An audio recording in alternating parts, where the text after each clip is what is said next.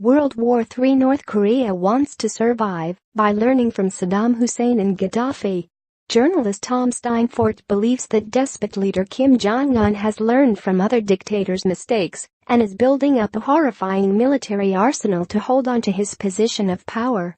He stated, Kim Jong-un has seen in the past what's happened to ill-equipped dictators like Saddam Hussein and Muammar Gaddafi, and he's determined to make sure that the last remaining hardline socialist stronghold in the world survives.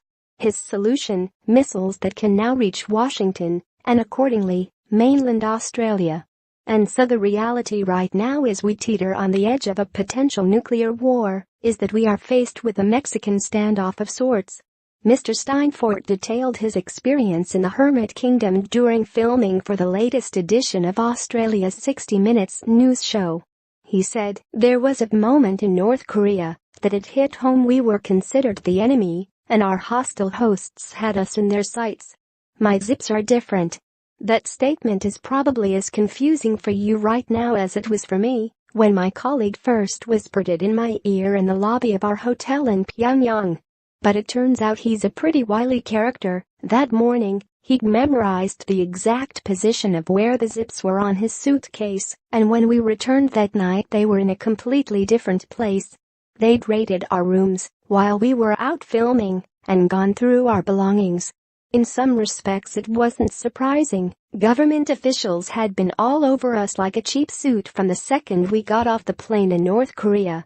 They went through my phone, asking who some of the people in my photos were, and humorously even flicked through the book I was reading at the time to see if it contained any pro-Western propaganda. After some deliberation by soldiers, it was determined that John Ibrahim isn't a threat to the regime, so I was allowed to hang on to his biography. Mr. Steinfort detailed that his passport was taken by the rogue state and that he was warned that, unless he received the country's blessing, he would not be getting it back. He added, one thing I couldn't keep, though, was my passport. This was confiscated by the government on arrival, ensuring that the only way you will ever leave the rogue nation is with its blessing, a menacing insurance policy for our minders, making sure we don't step out of line.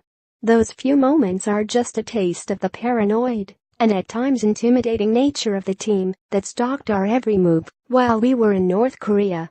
The reporter revealed that North Korea promotes its accelerating military programs on seemingly every billboard and window, surpassing advertisements for massive brands in Western nations in an attempt to brainwash its people. He went on, pretty much every shop window and billboard in town has posters promoting the country's weapons program. Where every other nation in the world might have an advertisement for McDonald's or Nike, they have advertisements for missiles and nukes.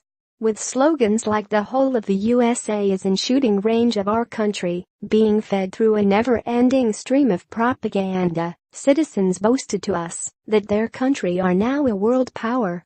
While that may be a bit of a stretch, there's still no doubt it's a game changer. World tensions have been upped significantly after Donald Trump and Kim Jong-un have consistently engaged in war of words that has led to both threatening the destruction of each's respected nation